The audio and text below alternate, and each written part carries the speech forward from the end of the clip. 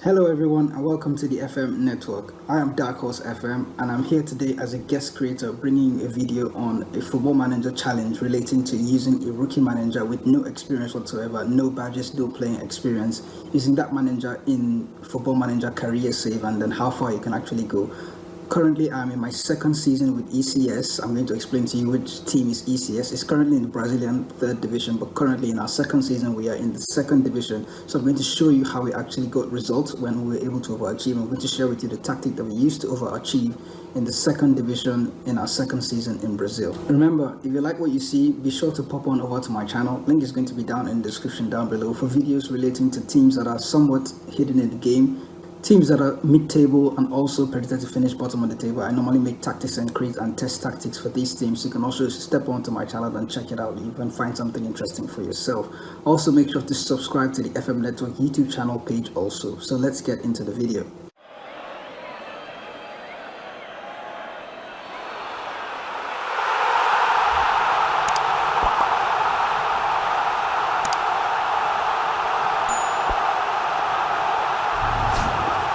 The tactic that I use for this save is not this one. It's actually this second tactic, using two complete wing backs, one on attack duty, one on support, with two standard central defenders and a sweeper keeper on defend duty. I use a ball winning midfielder as a DM in the DM position, and the central midfielder and a playmaker on the right, right beside the central midfielder on support duty. Both wingers or both white players were inverted wingers, one on attack, one on support, having that dynamic where there's one player attacking and then the player following him is on support duty. I kind of kept that dynamic here, and then for the striker I used an advanced forward on attack duty. I noticed throughout, as at the beginning of the season, I did start with the balanced mentality, but then towards the middle of the season I switched up to an attacking mentality, and that helped us get more wins against mid-table sides. But I noticed that against the bigger sides in the league, the teams that were actually on top, playing an attacking mentality was not very useful, so we had to switch up to a more cautious and balanced mentality when playing those games.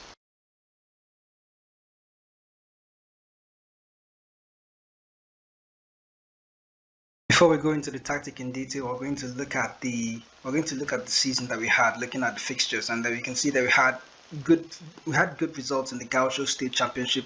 Remember, previously we did win this tournament when we were, if you had followed the hidden in the shadows tactic that I did a review of previously, that was the tactic that I used in my first season with Esporte Club de São Jose, and then with the Gaucho State, we actually won the Gaucho State Championship using that tactic. But then in this second season, I chose not to use that tactic. I chose to create a tactic for the team that was more suitable to the team. And although we didn't win the Gaucho State, we did go far enough in the competition as well.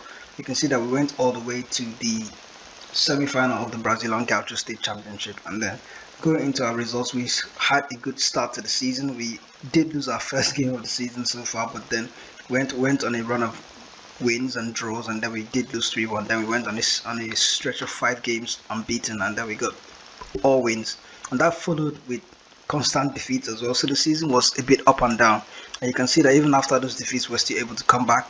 Most of these teams is always very tricky to try and figure out who is the biggest side and who is the side that can actually cause you problems. But then as the season wore on, as I started having a better understanding of how the league was designed and which teams were actually the top teams, I could have easily just checked in the team preview, but I noticed that I kept on winning against teams in the top half, and I lost games against teams that were bottom of the league. Like, what's the name of that team?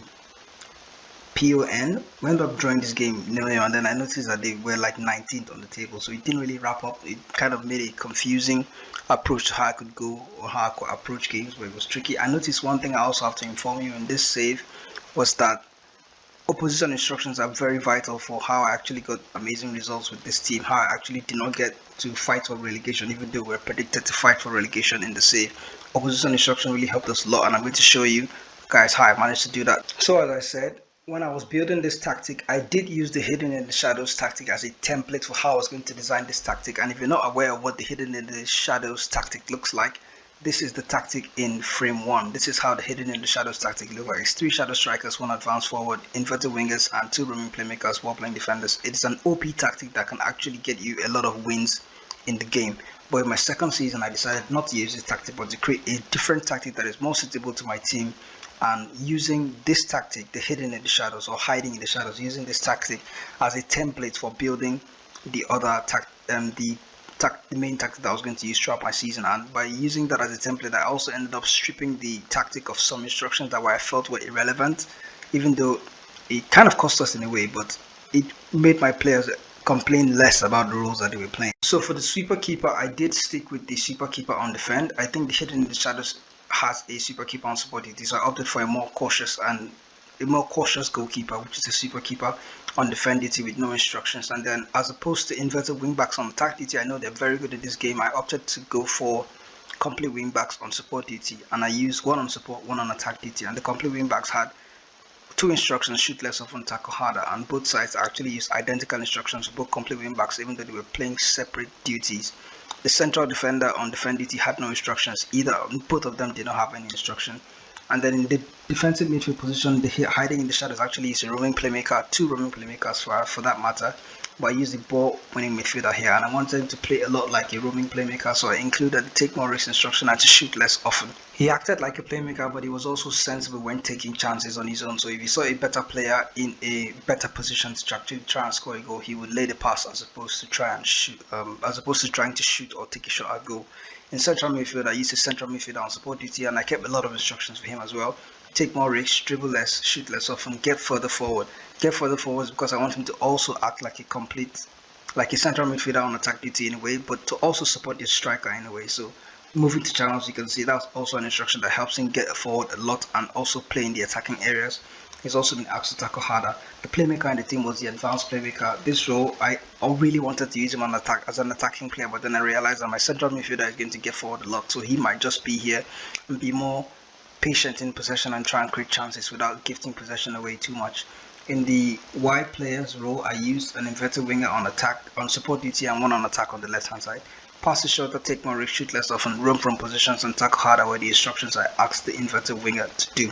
On the left hand side, the inverted winger on attack duty was asked to shoot less often and to tackle harder. The striker on the other hand was asked to take more risks, to dribble more, to shoot less and then to tackle harder. The team instructions for the most part of the season was unbalanced mentality. That's where I approached most of my games, except the teams I played in mid-table that I actually got points or I got better performances using an attacking mentality. Ideally, you start the game with balanced mentality, and then in the middle of the game you can switch to more cautious mentality or even an attacking mentality. That's kind of how you approach that's how a hands-on approach to Football Manager actually works in the game.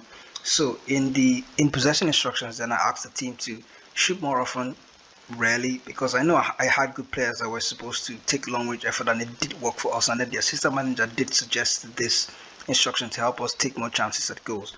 But more often than not, this place was all blank. The final third was blank, so that in the middle of the match, if you see a weakness, you can actually exploit it. If you notice that the opposition was sitting too deep, you can turn on the walk the ball into the box instruction to try and encourage your team to be more creative, be more patient, and try and break down the opposition. I did ask my team to play out of defense. It also instructed the goalkeeper to play the ball out to the back four, play the ball out to the central defenders or the wing backs. The tempo of this tactic was higher, and then the team was also asked to play a short passing tempo, but to do it quickly. The width was also narrow. This was to encourage the players to be close together and try and to help us retain passing and also help us move as a unit together, both in attack and in defense. In transition, I already mentioned that the goalkeeper's instruction was asked to play it out to the fullbacks and the centre backs. And the team was also asked to counter press, and when the possession was won, we asked the team to actually hit their position on the counter attack. When out of possession, you can see that we're using a lower line of engagement, and towards the end of the season, this is kind of how we set it up. Indeed, for the final day of the season, this is how it was set up. But during the season, I actually had this all the way up in higher line of engagement and then the higher defensive line as well. The much more often trigger press has always been constant throughout the season. It did cost us a lot of stamina in the game, so I noticed it's probably why we're drawing so many games. We're going to start the game well, we should get a goal or two, and then towards the end of the match, we ended up conceding 2 goals, probably because our players were tired. So this was an option that I probably should have reconsidered shifting all the way down, but it was on much more often throughout the season. And then we used tighter marking, and then also asked the team to play with the offside trap because we were having a higher line of engagement and a higher defensive line as well. The defensive width was narrow because I wanted my players to be a lot closer together in the defense and try and show the opposition to those crosses, and then have the fullbacks try and deal with the crosses as quickly as they can. Altogether, it was a good season. The manager rating, or the managerial performance rated by my board, turned out to be A+. And then, although we didn't play with a we didn't use a defensive mentality, we still ended up having that solid defensive base that helped us stay in the league and help us not fight for relegation in that sense. So you can see that the board objectives were all complete. Play defensive football. They thought I was playing defensive football, but it turns out that defensive football means you're not conceding that many goals. You can see a low shot to goals ratio, something like that. So it means that you can play with an attacking mentality and still have a good defensive base to work with, and then you still have this good rating for defensive football. And then playing with a possession based style of play, this was something I wasn't really up for because I know that my players are not the best at passing. So I had to just try and sit with it. That's why I included a much higher tempo when using short passing to try and help us retain possession in a way, but to do it quickly and try and move the ball back in transition quickly. You can see that the high tempo and high pressing was also included. This is probably something that we got from our first season, and when it worked for us in the first season, the board actually included most of these changes and then said this should be our philosophy, and then I stuck to it. And then creating the new tactic, it helped me know exactly what we were supposed to do in the second season, and then keeping those instructions in place throughout the season helped us get this achievement all the way up. At the end of our current season, we can see that we've actually passed all the club's objectives. We actually met all the objectives. You can see that maximum 1-year contract for players above the age of 34. When I was signing, I didn't really sign players above the age of 28, to be honest. Most of my players were under 23 years of age, and then my squad is probably the youngest squad in the league. But in Brazil is littered with a lot of young players that are actually good, and they can play almost anywhere on the field. If you're looking for a fullback, your fullback can play as a wing back and a complete wing back and a fullback on attack duty as well. He will not have any problem, and you'll find them a lot in Brazil, and most of them don't even have clubs. I'm not even joking. So looking at the end of the current season, that we passed all our objectives, and it turned out to be a very good season. And then we didn't spend that much money on signing players. Most of our players, we signed them on the free transfer. And then you can see that we're currently spending £25,000 on weekly wages, and then the wage budget is 28. Normally, this is probably the highest I've seen it for using a lower league, because when I'm going to the lower league sides, I tend to go over budget on the wage budget when I'm signing free players. But for this save, it wasn't really much of a struggle. I kind of just have a lot of players to work with, and it really helped us a lot in this rookie manager save. Now, I did mention before that one of the key factors to our success in this league was the opposition instructions. So you go into the opposition instructions. So with opposition instructions, what I did was to actually, or more often than not, what I did was to include a show on to weaker foot for both the fullbacks and for both fullbacks in this team.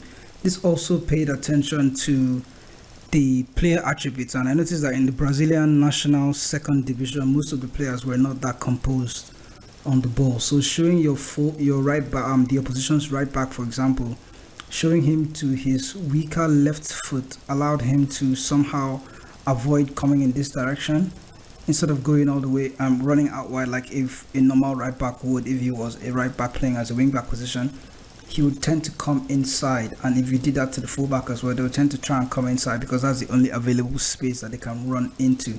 And this allows the striker to actually try and close these players down. And the fact that we're playing with a narrow width as well also enabled the central midfielders. They were a lot closer to each other, and the defensive midfielder as well. And the fact that we're also playing with the high line as well also meant that there was a lot more players that could actually try and close these players down when they came into the middle. And then the striker, the inverted wing back, and the inverted wingers on this other side were able to try and close the opposition down when you showed them onto their weaker, let's say for the right back, that's his weaker left foot, and then for the left back, that's his weaker right foot. When they had to come inside, they would try and they would meet a block of opposition players here, and then you try and win the ball back from them very easily. That's what worked for me in the game. We can go into a lot of detail about how you can set up your opposition instruction, but that highly depends on the way your opposition actually has their formation all set up. So if they're set up in a back four, it's much, for me I noticed for a back four, I think it's much easier to deal with their opposition, or to deal with the opposition and apply opposition instructions for the back four, because I think I've come to an understanding of how to trigger press the back four. But with the back three, it's a bit more tricky, so I'm probably going to learn that that's the idea of Football Manager anyway, to always play and learn more stuff every day, to try and learn new stuff about the game. So learning how to trigger press at back three is also going to be something I'm going to look towards and try and learn how to do that as well. But for the back four, what I just showed you is what I used to use to try and show them inside and try and win the ball back in the middle of the field, to try and win the ball in this area. And then if you can win it early enough, that gives you a chance to try and hit them on the counter attack quickly enough. And then playing with a higher line of engagement helps you try and win the ball back, because there's going to be some space behind the opposition as well. But if you're using a much higher line of engagement, there will be a bit of space, or you're going to try and win the ball sooner. But more often than not, the opposition is still going to be camped in their own half for longer hours, for a much longer time in the game, and they're going to also be camped, always be camped in their own half. It's going to be difficult to allow them to come out and create that space in behind for you to exploit. And that's it for the video. If you have any comments, do leave them down below in the comment section, and members of the FM network, or indeed I will also respond to the comments as well. Thanks again for coming to the FM network channel to try and support this channel. It's been amazing, and thanks again to the FM network for featuring me as a guest creator. And also remember to subscribe to the FM network channel once again, in case you did not already do that. And if you like what you see, remember to visit my channel at DarkHorse FM, and I would like to see you guys in the next video.